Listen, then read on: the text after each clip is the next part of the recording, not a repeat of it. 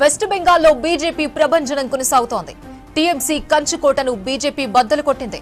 15 ఏళ్లుగా ఎదురు లేకుండా బెంగాల్ను పాలించిన మమతా బెనర్జీకి గట్టి ఎదురుదెబ్బ తగిలింది. గత 2 దఫాల్లో సాధ్యం కాని విజయం ఈసారి కమలనాథుల వశమైంది. వెస్ట్ బెంగాల్లో అనుసరించాల్సిన పక్కా వ్యూహం ఈసారి కాషాయ దళానికి భారీ మెజారిటీ తెచ్చిపెట్టింది.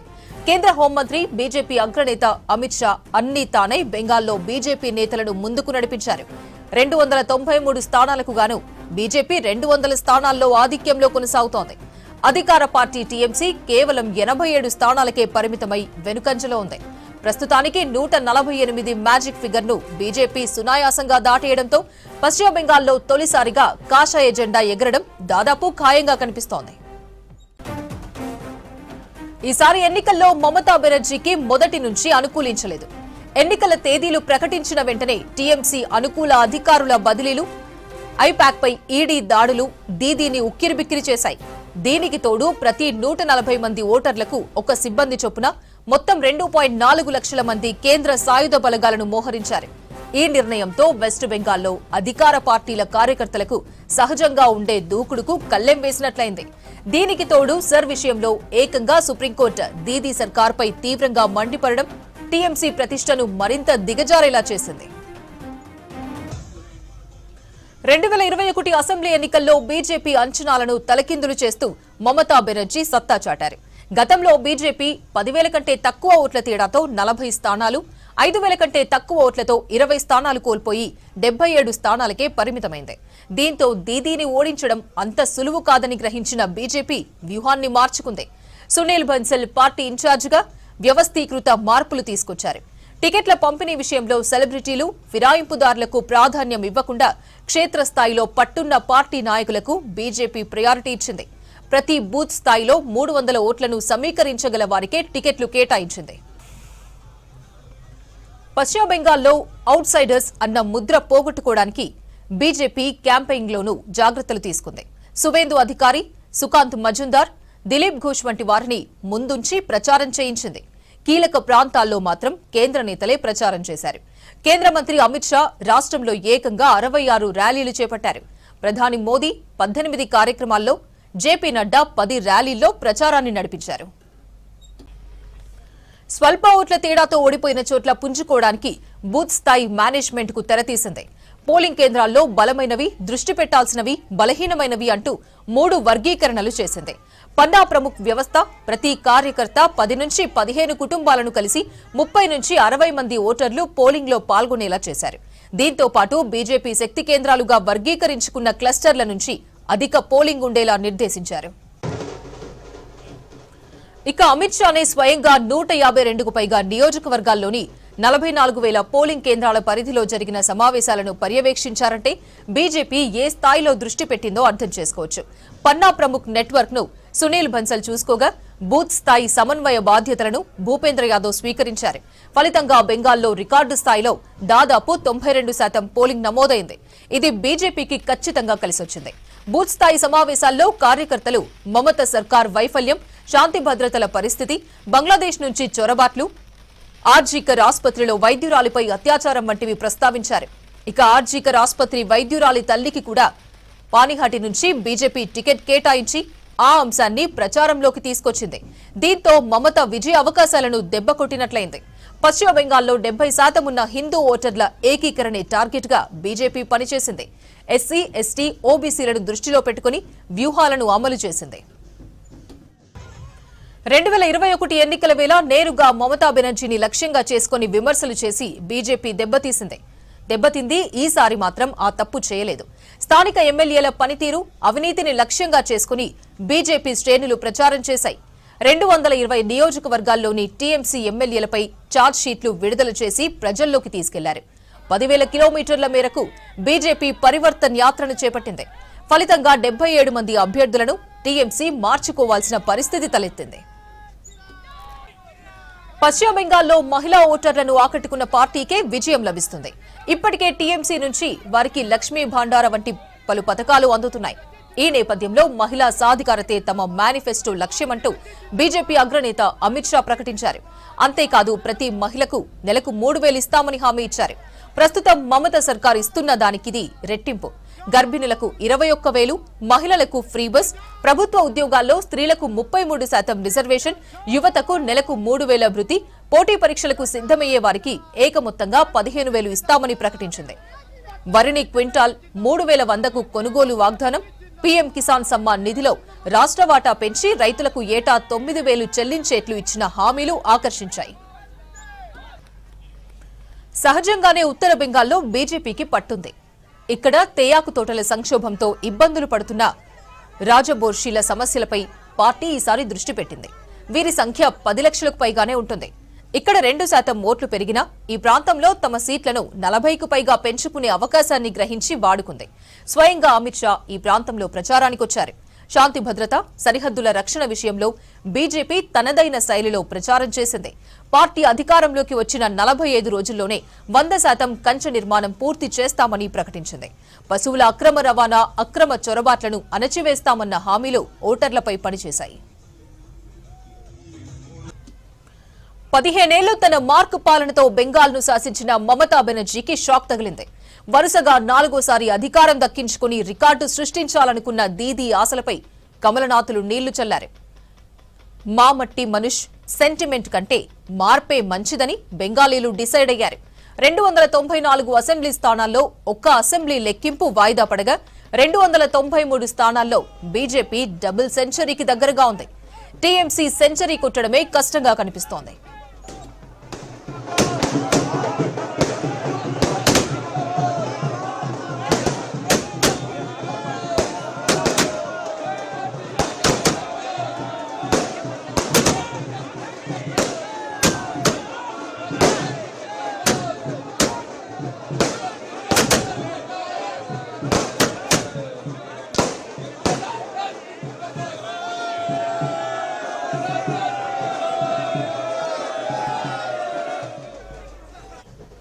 పశ్చిమ బెంగాల్లో మమతా బెనర్జీ పాలనకు బ్రేక్ వేస్తూ బీజేపీ విక్టరీ కొట్టింది. బెంగాల్ మళ్లీ గెలుస్తుంది, బీజేపీ అధికారంలోకి వస్తే ఇక్కడి ఆహారపు అలవాట్లను మారుస్తారంటూ మమతా సెంటిమెంట్ రెచ్చగొట్టినా ఓటర్లు పెద్దగా పట్టించుకున్నట్లు లేదు. మార్పు అవసరమనే బీజేపీ నినాదానికి పట్టం కట్టారు. గత 3 టర్మ్లు టీఎంసీ విజయానికి మహిళలు ప్రధాన కారణం. అయితే ఆర్జీకర్ ఘటన, సందేశ్ ఖాళీ వివాదం మహిళల భద్రతపై నీలినీడలు కమ్మేలా చేశాయి. బీజేపీ వీటిపైనే ఫోకస్ చేసి మహిళా ఓటర్లను ఆకట్టుకోవడంలో సక్సెస్ అయింది. ఆర్జీకర్ బాధితురాలి తల్లిని ఏకంగా ఎన్నికల బరిలోకి దింపింది. మహిళా సెంటిమెంట్ ను ఓట్లుగా మార్చుకుంది.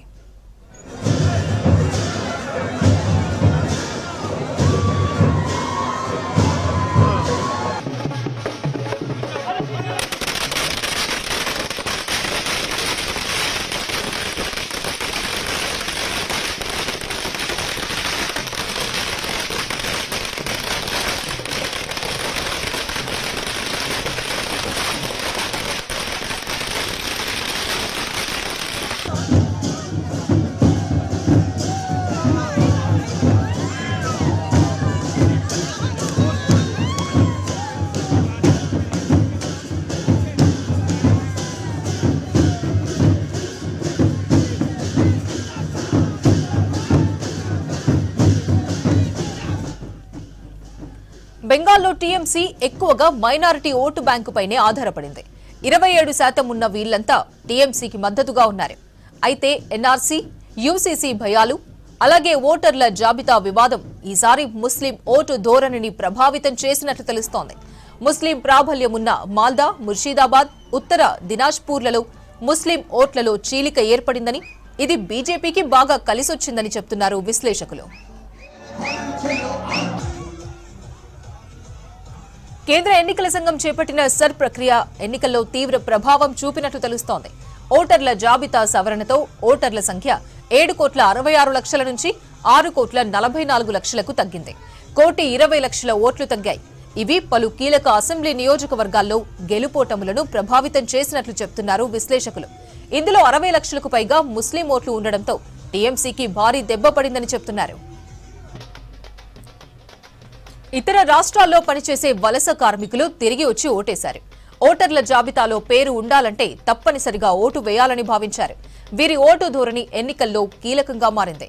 ఈ క్రమంలోనే బెంగాల్ చరిత్రలోనే భారీగా పోలింగ్ నమోదైంది. రాష్ట్ర జనాభాలో 17% ఉన్న మటువా సామాజిక వర్గం బీజేపీకి మద్దతిచ్చినట్టు తెలుస్తోంది. ఈ ఓటింగ్ టీఎంసీకి పెద్ద దెబ్బగా మారింది.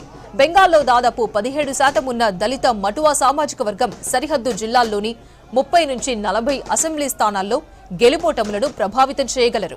దశాబ్దాల క్రితం బంగ్లాదేశ్ నుంచి వలస వచ్చిన వీరంతా భారత పౌరసత్వం కోసం ఎదురు చూస్తున్నారు. పౌరసత్వ సవరణ చట్టం కింద అధికారికంగా పౌరసత్వం కల్పిస్తామని బీజేపీ ఇచ్చిన హామీ వీరందరినీ ఆకట్టుకుంది.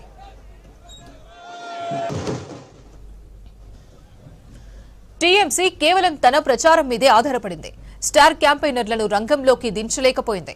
కానీ బీజేపీ మాత్రం కేంద్రం నుంచి భారీ స్థాయిలో ప్రచార యంత్రాంగం, నాయకులను రప్పించుకుంది. ర్యాలీలు, రోడ్ షోలు, సభలు నిర్వహించింది. ఇది ఎన్నికల్లో బీజేపీకి ఊపునివ్వడమే కాదు, ఓటర్లపైన ప్రభావం చూపినట్లు తెలుస్తోంది. ప్రధాని మోదీ వ్యక్తిత్వం, మీటింగ్లు, ప్రసంగాలు కమలం పార్టీకి బాగా కలిసొచ్చాయి. మమతా బెనర్జీ వ్యక్తిత్వం, మామట్టి మనుష్ భావోద్వేగ పిలుపు టీఎంసీకి బలాన్నిచ్చింది.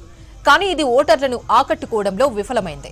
ప్రతిపక్ష బీజేపీ ఆమెపై అవినీతి, హింస, శాంతి భద్రతలు కాపాడడంలో ఫెయిల్ అయిందంటూ దాడి చేశాయి. ప్రభుత్వ వ్యతిరేకతను ప్రజల్లోకి బలంగా తీసుకెళ్లి వాటిని ఓట్లుగా మార్చుకుంది బీజేపీ. ఇక ఈసారి ఎన్నికల్లో కాంగ్రెస్, ఐఎస్ఎఫ్ వంటి పార్టీలు బరిలో నిలవడంతో క్రాస్ ఓటింగ్ జరిగినట్టు తెలుస్తోంది. ఇది కీలక నియోజకవర్గాల్లో టీఎంసీకి భారీ నష్టం కలిగించిందని చెబుతున్నారు విశ్లేషకులు. వీటికి తోడు బెంగాల్లో కేంద్రం జోక్యం తగదంటూ గత 5 ఏళ్లుగా మమతా బెనర్జీ పోరాటం చేస్తోంది. ఎన్నికల కమిషన్ ప్రత్యేక సవరణలో దాదాపు 91 లక్షల ఓటర్ల పేర్లు తొలగించబడ్డాయి. దీనిపై అభ్యంతరం వ్యక్తం చేస్తూ ఉద్యమానికి దిగారు. అయితే టీఎంసీపై ఇవేవీ ప్రజల్లో సింపతిని రాబట్టలేకపోయాయి.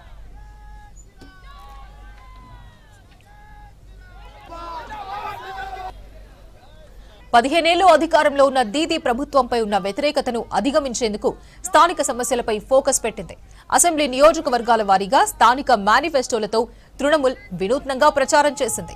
అసెంబ్లీ నియోజకవర్గాల్లో స్థానిక సమస్యలను గుర్తిస్తూ వాటి పరిష్కారానికి మేనిఫెస్టోల్లో హామీలిచ్చారు.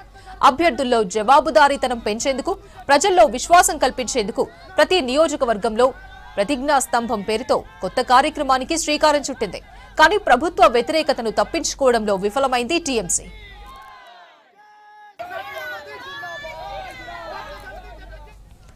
రెండు 2021 అసెంబ్లీ ఎన్నికల్లో ఎదురైన సంస్థాగత లోపాలను దిద్దుకోవడంలోనే బీజేపీ సక్సెస్ అయింది. ర్యాలీలు, రోడ్ షోలు, బహిరంగ సభలతో రాజకీయ వాతావరణాన్ని వేడెక్కిస్తూనే పోలింగ్ బూత్ల నిర్వహణపై స్పెషల్ ఫోకస్ పెట్టింది. రాష్ట్రంలోని మొత్తం 85,379 పోలింగ్ బూతుల్లో ముస్లిం ప్రభావిత ప్రాంతాల్లో తప్ప అన్ని ప్రాంతాల్లో బూత్ కమిటీల ఏర్పాటు చేసింది. గత అసెంబ్లీ ఎన్నికల్లో హింసాత్మక సంఘటనలతో బీజేపీ కార్యకర్తలు బూత్లను వదిలి వెళ్లడంతో ఓటింగ్పై తీవ్ర ప్రభావం పడింది. ఈసారి అలాంటి పరిస్థితి రాకుండా పక్కా ప్లాన్ చేసింది. బూత్ ఏజెంట్లకు ధైర్యం కలిగించేందుకు ప్రధాని నరేంద్ర మోదీ కూడా బూత్ స్థాయి కార్యకర్తలతో మాట్లాడినట్టు తెలుస్తోంది. బూత్ మేనేజ్మెంట్ ను పక్కాగా అమలు చేసింది. బెంగాల్ను బీజేపీ 5 భాగాలుగా విభజించినట్టు తెలుస్తోంది. ఇతర రాష్ట్రాలకు చెందిన నేతలకు బాధ్యతలు అప్పగించింది. ఎన్నికలకు ముందే గత అక్టోబర్లోనే వీళ్లంతా బెంగాల్లో మకాం వేశారు. సంస్థాగత లోపాలను సరిదిద్దుతూ బూత్ స్థాయిలో పార్టీ బలోపేతంపై ఫోకస్ పెట్టారు. 3 నుంచి 5 బూత్లను కలిపి ఒక శక్తి కేంద్రంగా ఏర్పాటు చేసి వాటి పర్యవేక్షణను ఇతర రాష్ట్ర నేతలకు అప్పగించి బూత్ మేనేజ్మెంట్ చేశారు.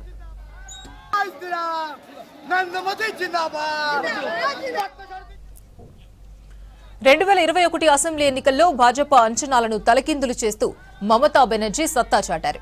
నాడు భాజపా 10,000 ఓట్ల కంటే తక్కువ ఓట్ల తేడాతో 40 స్థానాలు, 5,000 కంటే తక్కువ ఓట్లతో 20 స్థానాలు కోల్పోయి 77 స్థానాలకు పరిమితమైంది.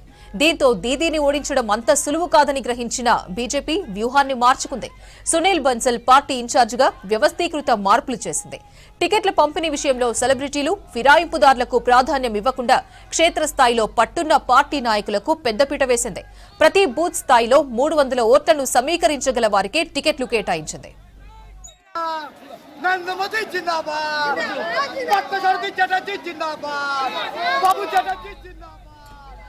అమిత్ షానే స్వయంగా 152కు పైగా నియోజకవర్గాల్లోని 44,000 పోలింగ్ కేంద్రాల పరిధిలో సమావేశాలను పర్యవేక్షించాడు. ఫలితంగా బెంగాల్లో రికార్డు స్థాయిలో దాదాపు 92% పోలింగ్ నమోదైంది. ఇది బీజేపీకి కలిసొచ్చింది. ఇక క్షేత్రస్థాయిలో హిందువులను ఏకం చేసేందుకు ఆర్ఎస్ఎస్ కూడా రంగంలోకి దిగింది. బెంగాలీ హిందువుల ఉనికిని ఎన్నికలు కీలకమంటూ ప్రచారం చేసింది. ఎన్నికల్లో హింస వంటి భయాలు పెట్టుకోకుండా పోలింగ్లో పాల్గొనాలని ప్రచారం చేసింది. సంక్షేమం పేరుతో ప్రజల్లో బలమైన పట్టు సాధించిన సరిహద్దు రాజకీయాలు దీదీ ఓటమికి కారణమైనట్లు తెలుస్తోంది. బెంగాల్కు బంగ్లాదేశ్తో 2216 కిలోమీటర్ల సరిహద్దు ఉంది. బెంగాల్ రాజకీయాల్లో ఎన్నికల్లో దీన్నే ప్రచారాస్త్రంగా మార్చుకుంది బీజేపీ. బార్డర్స్ నుంచి శరణార్థులు, చొరబాటుదారుల రాకతో రాష్ట్ర జనాభా ముఖచిత్రం మారిపోయిందని బీజేపీ ప్రచారం చేసింది. జాతీయ భద్రతకు ముప్పని హిందువుల ఓట్లను ఏకం చేయడంలో సక్సెస్ సాధించింది బీజేపీ. ప్రభుత్వంపై వ్యతిరేకతను, శాంతి భద్రతల సమస్యలు, మమతా ఫెయిల్యూర్లను అస్త్రాలుగా మార్చుకోవడంలో బీజేపీ సక్సెస్ అయింది. 2021 అసెంబ్లీ ఎన్నికల్లో తృణమూల్కు గట్టి పోటీ ఇచ్చి 77 సీట్లు కైవసం చేసుకున్న బీజేపీ ఈసారి గ్రామీణ ప్రాంతాలపై ఫోకస్ పెట్టింది. మమతా ఓటమికి అవినీతి ఆరోపణలు కారణమయ్యాయి. కోల్ స్కామ్, రేషన్ స్కామ్, ఉపాధ్యాయ నియామక కుంభకోణాలతో పాటు సందేశ్ ఖాళీ ఘటన దీదీకి మైనస్ గా మారింది. స్థానిక టీఎంసీ నేతలపై లైంగిక వేధింపులు, భూ ఆక్రమణ ఆరోపణలు రావడంతో మహిళల రక్షకురాలనే ఇమేజ్ డ్యామేజ్ అయింది. పశ్చిమ బెంగాల్లో మహిళా ఓటర్లను ఆకట్టుకున్న పార్టీకే విజయం లభిస్తుంది. ఇప్పటికే టీఎంసీ లక్ష్మీ భాండార్ వంటి పలు పథకాలు అందిస్తోంది. దీంతో మహిళా సాధికారతే తమ మేనిఫెస్టో లక్ష్యమంటూ బీజేపీ అగ్రనేత అమిత్ షా ప్రకటించాడు. ప్రతి మహిళకు నెలకు 3000 ఇస్తామని హామీ ఇచ్చాడు. గర్భిణులకు 21,000, మహిళలకు ఉచిత బస్సు, ప్రభుత్వ ఉద్యోగాల్లో స్త్రీలకు 33% రిజర్వేషన్, యువతకు నెలకు 3,000 భృతి, పోటీ పరీక్షలకు సిద్ధమయ్యే వారికి 15,000 ఇస్తామని హామీ ఇచ్చాడు. ఇవన్నీ కూడా బీజేపీ విజయానికి కారణమయ్యాయి. नरेंद्र जिंदाबाद, डॉक्टर चटर्जी जिंदाबाद, बाबू चटर्जी जिंदाबाद, नरेंद्र मोदी जिंदाबाद।